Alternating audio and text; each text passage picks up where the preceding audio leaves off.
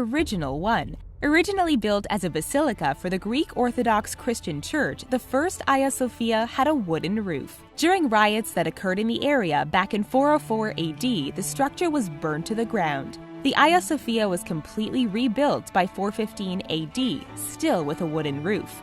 A little more than a century later, the building burnt down again during a revolution against the emperor. This time, the damage was irreparable and the structure had to be demolished. The third Hagia Sophia was completed in 537 AD, which is the structure that you can visit in Istanbul today. When it was still a church, the Hagia Sophia was the place in which new emperors were crowned.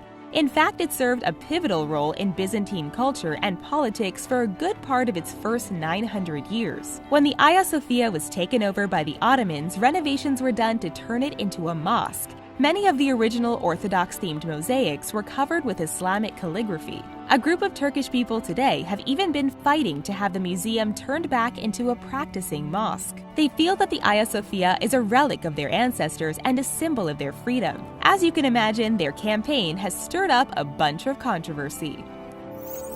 Kremlin and the Red Square.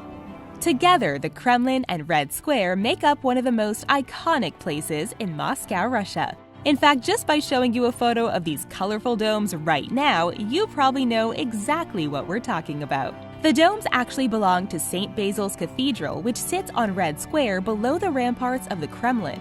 Earning their UNESCO World Heritage status in 1990, these sites are associated with many major events in Russian history. Red Square is exactly what it sounds like, an open square that separates the Kremlin from a historic merchant quarter. Contrary to popular belief, the square's name has nothing to do with the country's communist past. Back in the 1600s, the area was a top spot for high-profile executions. In the 20th century, the Red Square was most famous for being the site of official Soviet military parades. Stalin even had a cathedral and the square's gateway taken down to make room for heavy military vehicles to pass through during parades and demonstrations. Thankfully, those historic monuments were both rebuilt after the fall of the Soviet Union. Home to some of Russia's most important landmarks, the Red Square has been a public marketplace and a meeting place for centuries. Besides housing the St. Basil's Cathedral, which we showed you earlier, the square is also home to the State Historical Museum, the GUM department store, and Vladimir Lenin's mausoleum. As for the Kremlin, there are many different Kremlins around Russia, but the one located right off of Red Square is the most popular one. Originally built in 1156, the Kremlin's existing walls and towers were then added in the 1400s.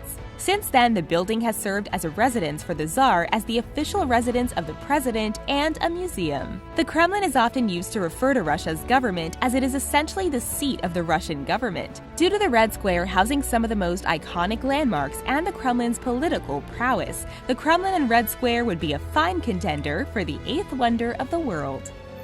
Neuschwanstein Castle.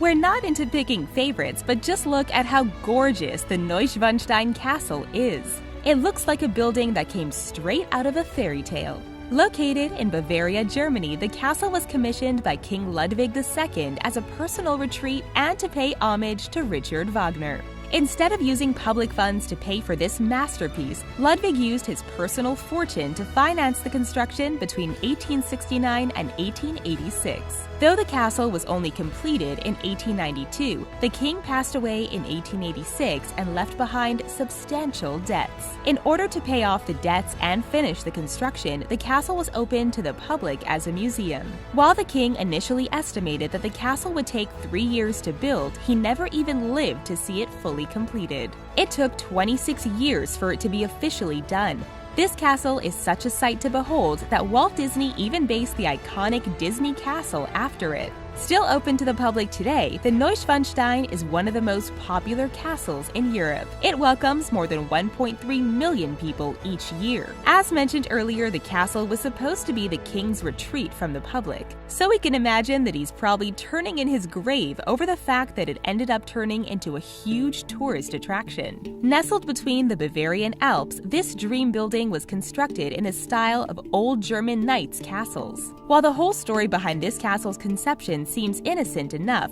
we have to mention the political reason for building it. After losing a war against Prussia in 1866, Bavaria was forced to accept a defensive and offensive alliance. Part of this agreement was that they had to remove the king's right to command the army in case of war. This meant that Ludwig II was no longer a sovereign ruler, so he began to build an array of castles, like Neuschwanstein, so that he could rule over them instead. Pretty sad, isn't it? But he will now forever be known for leaving behind one of the most magnificent pieces of architecture in the world, one that's definitely worthy of being the world's 8th wonder. That's all for the 5 landmarks we think deserve to be called the 8th wonder of the world. If it was up to you, which landmark would you choose as the 8th world wonder? Share your thoughts with us in the comments below. Thank you so much for watching, and don't forget to subscribe.